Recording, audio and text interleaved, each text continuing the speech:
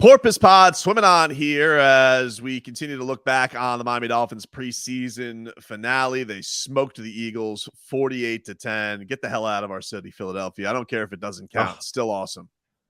you called it, by the way. Like Miami dominating Philly. It's the tale as old as time. Of course. Were there a good amount of Eagles fans there? Like they always infiltrate. It's very annoying. Yeah, and you know what bothers me about the Eagles fan is that they want to pretend like they're some culinary masters. Like their stadium has the best food because they have Chickies and Pete's. And, the Philly cheesesteak. Tobin, Philly cheesesteak is overrated. Can we just be 100% honest? Get your cheese whiz and get the hell out of our city. Dude, first of all, a Philly cheesesteak is the bastard of sandwiches, okay? It's not a steak sandwich. It's like shaved. It's also like not a gyro. Like what the hell is it? I don't know. You The know, panko steak superior oh, than the Philly cheese. It's not even close. not a question. Not a question. I mean, Miami does sandwiches better than Philadelphia. Like if you have to do cheese whiz and onions and peppers, you don't have a good sandwich. Like you are trying to overpower what is a third rate meat. And so, like, look, I'm not above a Philly cheese, but I'm never thinking to myself, man, I could really go for a Philly cheese today. I just have, if I'm walking through the food court, I'm like, oh, the lowest line is at Charlie's. I guess I'll go there, because I don't want to wait at Chick-fil-A, or I don't want to wait at if I don't want to wait for Tokyo Sun. Then all right, then I'll dabble. But come on, bro. You're a big Tokyo Sun guy? Love Tokyo Sun, dude. That's a good call. That's a good call by you. Where do you go? What do you go there? Oh, chicken teriyaki. You're lighting up right now talking about this Tokyo Sun. Dude. It's so good. You want to know why? You know why I respect Tokyo Sun?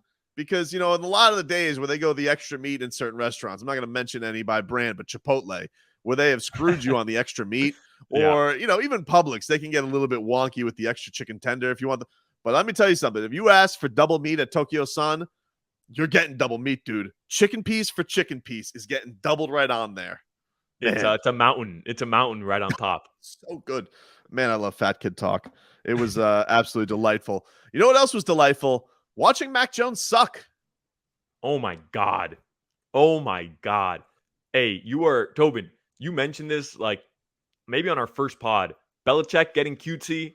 Belichick trying to do too much right now. And I think what we saw last night versus the Eagles, where the Dolphins put up, what they end up with, I don't remember. They broke a record for preseason points, 48 points. Yep. I'm not joking. Like, I don't think I'm getting ahead of myself. Dolphins are going to destroy the Patriots week 1. I can't wait. I'm so excited about this because, like, what's funny is you look at the Patriots and you're kind of like, I remember that not working. Because they're doing this whole thing about, like, we're not saying who's calling the plays. We're maybe having a defensive guy as our coordinator. Like, oh, I saw this movie last year. Flores tried that. That didn't work. And so the only reason people are going to give it any kind of faith is because it's Bill Belichick. But you shouldn't, because your quarterback stinks, and now he doesn't know who's calling his plays, who's coaching him. I'm so glad that this is happening too, because the only thing that could save the Patriots this year is Mac Jones just being good, right? Like, It doesn't have to be great. He just has to be good, make some throws, keep them in games. He's not going to. And finally, all these people who said, Mac Jones better than Tua, Mac Jones better than Tua, we think Mac better than Tua, are going to eat their words, Tobin. They're going to eat their words. Look, this guy's not good. People are heinous. Like, I'm like, people yesterday are like trying to criticize the 51-yard pass to Tyreek Hill. And I'm like, you just hate everything, don't you? Like, oh, well, Patrick Mahomes threw that, he'd be in stride. I'm like, first of all, let's get this straight. Did every pass Patrick Mahomes threw to Tyreek Hill go for a touchdown? I must have missed the memo. Second of all, that was literally the first pass they've ever thrown to each other. What are we talking? We are ripping this? The first pass those guys have thrown to each other in competition? And It goes for 51 yards, and people are like, most accurate passer, my ass. Well, you know what? The only ass that we saw was Mac Jones throwing because thought he played for the Raiders. I mean, like, I don't know what the hell's going on. I'm watching it right now. I don't know what the hell he's doing. 5 Raiders around 1 Patriots wide receiver, and the ball's nowhere near the wide receiver, by the way. And the guy, like, it's a linebacker, so it doesn't even look like a receiver. It's not like you're throwing it to a secondary guy. I don't understand what the hell Mac Jones is doing, but I love it. Good for you, Did Mac. you see the pass a couple weeks ago Daniel Jones threw at Giants training camp? It Yes. was similar where there was nobody around, threw it right to his linebacker. I didn't think I'd see a worse pass in prior to week 1 during training camp this year. Congrats to Mac Jones for having the worst pass of preseason 2022-2023. Somehow worse than Daniel Dimes up in New York, who I thought was the king of bad passes. Agreed. Like, take a bow, Mac Jones. That was impressive. I'm sure it'll get fixed in 2 weeks before the Dolphins kick your ass. I'm sure that Xavier Howard isn't thinking about isn't licking his chops right now, just thinking about how much he's going to just terrorize you in this game. Oh my God, 2 picks, easy 2 picks for the Dolphins against Mac Jones. Going to be snatching it. Speaking of the Patriots, so Tom Brady finally made his return to the Bucs this week. And I've been very annoyed by this because all these theories that are out there, Mass Singer, he's all in the Bahamas with Giselle. I know exactly why this Tom Brady hasn't been around. Very obvious. It's lined up perfectly with the Miami Dolphins getting a suspension for trying to tamper with Tom Brady. And all of a sudden, Tom Brady just goes missing. And this devil yesterday, he gets on that podium like a Churser cat. Is that what the hell that is from Alice in Wonderland? Point is, he's sitting up there, cat ate the canary kind of look. And out of nowhere, unsolicited, because they're all asking, what happened, Tom? Where were you, Tom? Anybody asking about his crimes, his tampering? No, nobody is. And he just throws us in like a little jabby jab at the end. He goes, I know a lot of people thought that I was good. There's a lot of talk of all these teams I was going to go to in the years ago, but there was only one team I was going to, and that was this one right here. Okay. I was like, oh, you son of a, I hate him so much. I hate him so much. And he has gotten away with whatever he wants his entire football career. And no one up there in Tampa Bay is going to ask him about his crimes. And I want somebody to ask him about, why the hell were you plotting to go to Miami, get a piece of ownership, and get the hell out of here? And nobody's going to have the guts to ask him because he's sitting up here be like, this is the only team I was going to be with. What really bothers me now is because Tom Brady is selling underwear and he has ads of him in underwear. Everybody's like friendly with him. And everybody wants to be friends with Tom again. Everybody's out on hating him down here in Miami. What happened to us? What happened to us as a franchise? This guy dominated us for 2 decades. My entire life, Tobin. I'm sick and tired of everybody cuddling up to Brady again. Oh, come on. He's so much fun now that he's in Tampa. He's let loose. He's not under the dictatorship of Belichick anymore. This guy's not fun. So let me get this straight. Screw Tom Brady. Let me get this straight, Tom. So okay, you were never going to go to the Dolphins. Okay, so let me get this straight. Your friend Dana White, he's a liar? He's a liar? Because Rob Gronkowski said he's not. So all this talk of, I wasn't going to go anywhere. I was always going to be a Bucs lifer. Nonsense. I hate this guy, and I want him to be suspended just like Stephen Ross is suspended. Put him under a lie detector test and ask him one question. Were you on a yacht with somebody from the Dolphins? Were you plotting to come to the Dolphins and you were not going to let Brian Flores be your coach because he snubbed you once? Ergo, they fired Brian Flores because you felt disrespected the first time around. Now in the aftermath, seems like it's worked out for the Dolphins. They have a guru genius as head coach. But the point is, he still got the man fired just because he wouldn't take a yacht meeting with him. Incredible. I'll never be convinced otherwise. Incredible. I hate him so much.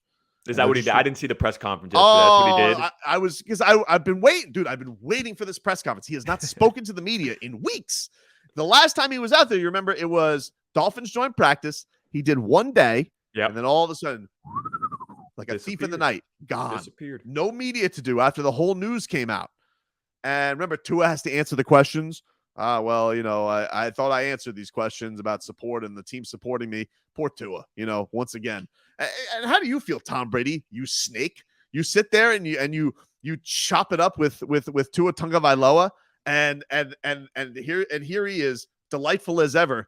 Think of this guy. Oh, great, Tom Brady, he's here. Oh, he was trying to take your job, Tua. He was trying to take your position as owner QB, and I just can't stand it. I'm really No one's gonna call him out on this, but they should, because he is a football war criminal. The Bucks are kind of poised for a down year, aren't they, Tobin? I mean, Feels like it. I don't know what's going on with him, dude. He's also like he's like acting all very good at playing all football. All right, dude. Because he wants to be on the Dolphins. He he thinks he can take 3 weeks off of training camp and everything's gonna be fine. And it probably will be because he's Tom Brady. But listen, I don't know. Like, he's never done that in his career. He's never done that in his career. Take 3 weeks off of training camp and all of a sudden everything's okay in Tampa. I don't know about that, Tobin. It's the most un-Tom Brady like thing ever to just take 3 weeks off. Yeah. It's very strange. Very strange. Okay. Before we get out of here, Solana, got a new segment. I call this Poppin Bottlenoses. More porpoise puns. This is essentially our player of the game. Who impressed you the most this time around? You can give it to one guy. I'll let you. It's multiple bottles. So if you want to give it to multiple guys, have at it. Who did you love in the preseason finale? Yeah, I mean, it's easy to go with Tua. It's easy to go with Tyreek. And it's easy to go with Skyler as well. But it's the guy we talked about, Craycraft. Like, I think he's going to make the team.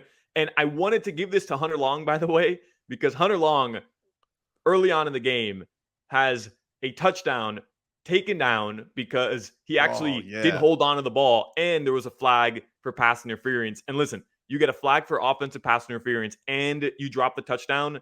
That's bad news. It was bad news, but he made up for it. He made up for it. He ended up having a good game. He helped in the blocking scheme as well.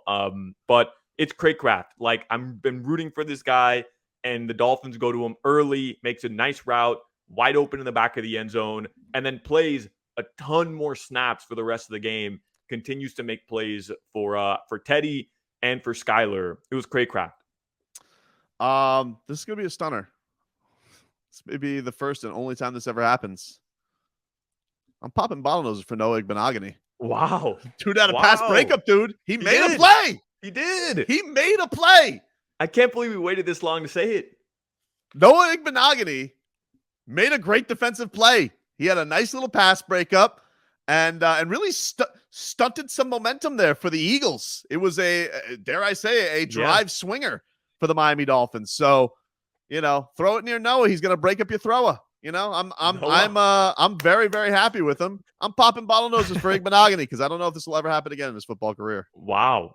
Popping bottlenoses for Igbenogany. Yep. And did you notice that pass breakup turns around and he's like almost telling him, like, come on, throw my way again, bro. Throw my way again. I dare you. Throw my way again. He has almost a Deion Waiters level of confidence. Very, very unearned. Very unearned. He's good for him. I guess if McDaniel has said that he's very impressed by his mental fortitude. Yeah. Ever since he turned vegan, he's his mental fortitude has increased.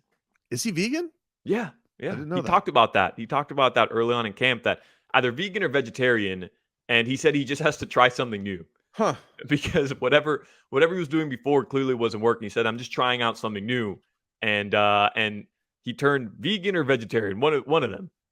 Wow. How about that? No Igbenogany, not eating animals. Yeah. Oh, who would have thought? All right, Solana. Another great edition here of the Porpoise Pod. We will be back with you guys later on this week as we start to wind down and get to week 1 of the regular season. Cannot wait. Dolphins and Patriots kicking Mac Jones's ass. It was a great preseason finale. Dolphins gave us a lot of goosies and very much enjoyed it.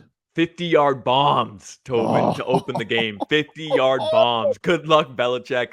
Good luck, Bill. Idiot.